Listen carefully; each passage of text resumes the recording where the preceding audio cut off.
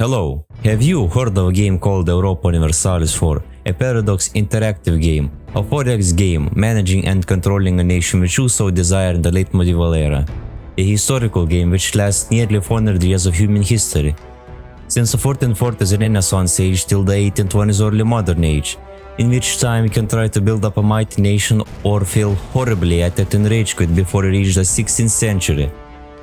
The gameplay of EU4 is very similar to other Paradox games, like the Crusader Kings, Victoria and the Hearts of Iron series, as it looks and feels like a menu clicker. But that's all you need for a dopamine hit.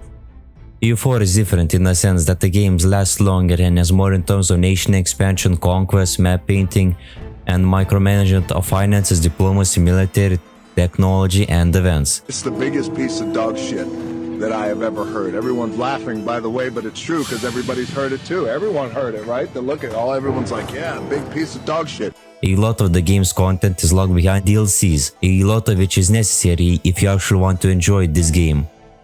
Like any Paradox game, all of the DLCs combined cost more than 5 times, or EU4 for example costs 10 times more than the actual game price. But I digress. When you load up the single player or multiplayer, you of course have to choose a nation. I would suggest picking one of the major nations or interesting nations provided.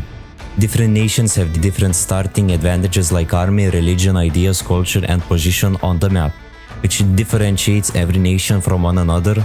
You can also create your own customizable nation with your own ideas, culture, religion and history on the playable map. The most noteworthy areas to pick and play from would be in Europe, Asia and Middle East. Europe is the center of everything, so I would suggest starting and playing there for a start. It's easier and lets you play in more of a casual style. While playing in Europe is recommended, it's also easier, and it's also the most chaotic and unstable place on the playable map, especially during European conflicts. Conflict and conquest is the most fun and also the most infuriating and boring thing in EU4. Fun being the early and mid-game when the odds of winning is pretty even against you and the AI. Frustrating when the AI decides to attack you, and even worse when multiple AI nations declare war on you, subsequently ruining your game, meaning a definite restart. During the late game, gameplay becomes stale and boring. Macroing different tabs and armies becomes a chore.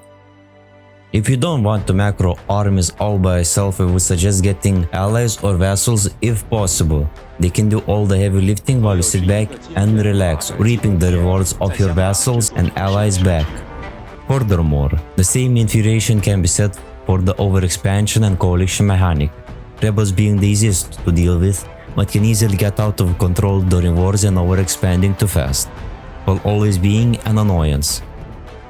The most fun game-ruining feature in this game being coalitions, which are simply put are intended to discourage the player from overexpanding too fast, which makes your neighboring nations ally themselves against you to declare war on you and subsequently reversing your game progress and ruining your game.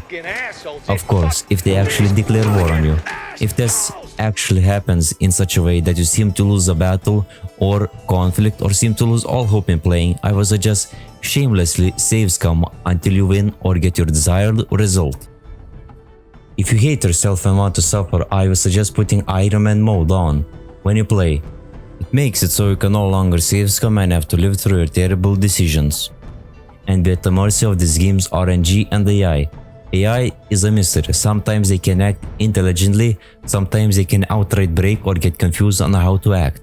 This often happens during war when the AI decides that the best strategic plan is a plan that doesn't make any sense, attacking the furthest enemy possible or deciding that the best defense is a good offense by sending countless armies to siege a fort far away, and deciding that retreating back and forth is a viable strategy. To simplify, the AI is not good. The only time the AI can be a threat is when they have overwhelming numbers. If you want to counter every AI nation you come across, I would suggest building a lot of fortifications and maintaining a professional army to decimate the AI. Game's art style and graphics is simple, but yet detailed at the same time, especially the menus, fonts and loading screens. Practically any computer can run this game, but what it lacks in the optimization of the AI. AI can eat up a lot of your performance, especially in the late game, when there is a massive war going on, but that's a common problem in practically every Paradox game out there, so there is no need for concern. Like in many games, the modding community is amazing. It expands the experience or in terms worsens it, depends on your preference. It increases the replay value by tenfold.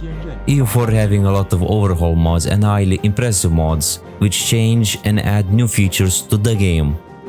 I, being an EU4 veteran, I like and hate playing the vanilla, so I often add mods to spice up the game.